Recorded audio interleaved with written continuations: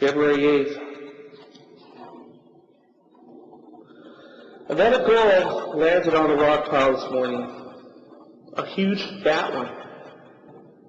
I was sitting in the shade of my rock, what I think of as my camp. A vanished stump popped up, began to salivate as soon as the gull landed. Just like one of Pavlov's dogs, drooling helplessly like a baby. Picked up a chunk of stone large enough to fit in my hand nicely and began to crawl toward it. Fourth quarter. We're down by 3. Third and long yardage. Pinzette drops back to pass. Pine. I didn't have much hope. I should have fly off, but I had to try. If I could get it, a bird as plump and insolent as that one, I could postpone the second operation indefinitely.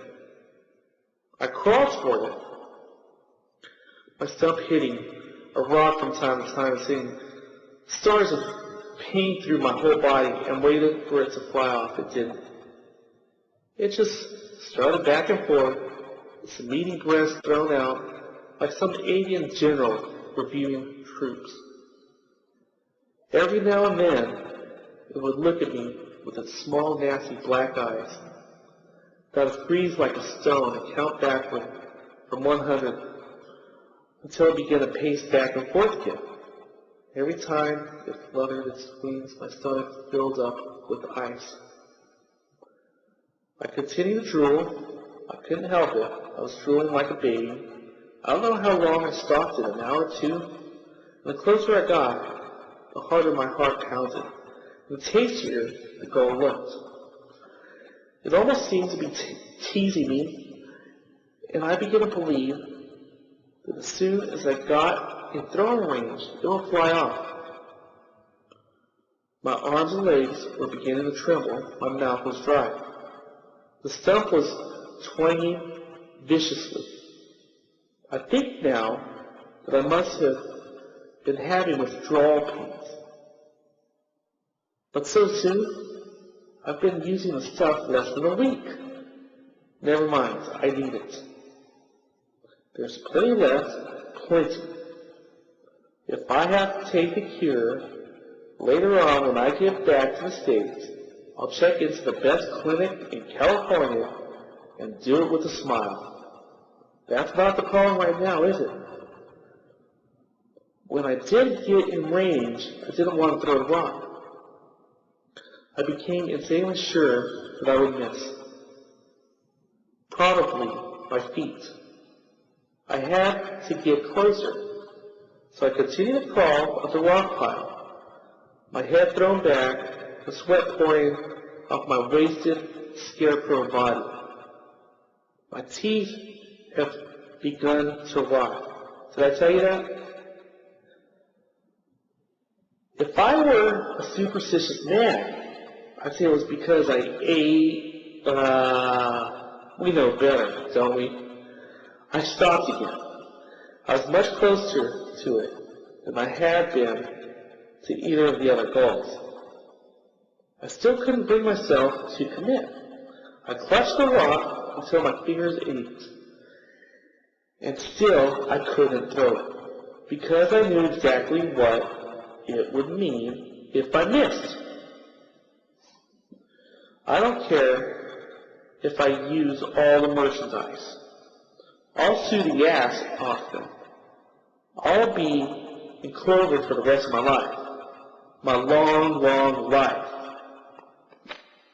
I think I would have crawled right up to it without throwing if it hadn't finally taken wing. I would have crept up and strangled it. But it spread its wings and took off. I screamed at it and reared up on my knees and threw my rock with all my strength, and I hit it. The bird gave up, strangled, squawked, and fell back on the other side of the rock pile. Gibbering and laughing, I'm mindful now of striking the stump or opening the wound. I crawled over the top and to the other side. I lost my balance and banged my head. I didn't even notice it, not then. Although it has raised a pretty nasty lump, all I could think of was a bird and how I had hit it. Fantastic luck. Even on the wing, I had hit it. It was flopping down toward the beach on the other side. One wing broken, its underbody red with blood. I crawled as fast as I could, but it crawled faster yet. Race of the clippers. Ha, ha. I might have gotten it. I was closing the distance, except for my hands. I have to take good care of my hands. I may need them again. In spite of my care, the palms were scraped by the time we reached the narrow shingle of the beach. And I shattered the face of my pulsar, launched against a rough spine of rock. The gull flopped into the water, squawking noisily, and I clutched it. I got a handful of tail feathers, which came off in my fist, and I fell in, inhaling water, snorting and choking. I crawled in further. I even tried to swim after it. A bandage came up off my stump. I began to go under. I just managed to get back to the beach, shaking with exhaustion, racked with pain, weeping and screaming, cursing the gull. It floated there for a long time, always further out. I seem to remember begging it to come back at one point, but when it went out over the reef, I think it was dead. It isn't fair. It took me almost an hour to crawl back around to my camp. I've snorted a large amount of heroin, but even so, I'm bitterly angry at that gull. If I wasn't going to eat it, why did it have to tease me so? Why didn't it just fly off?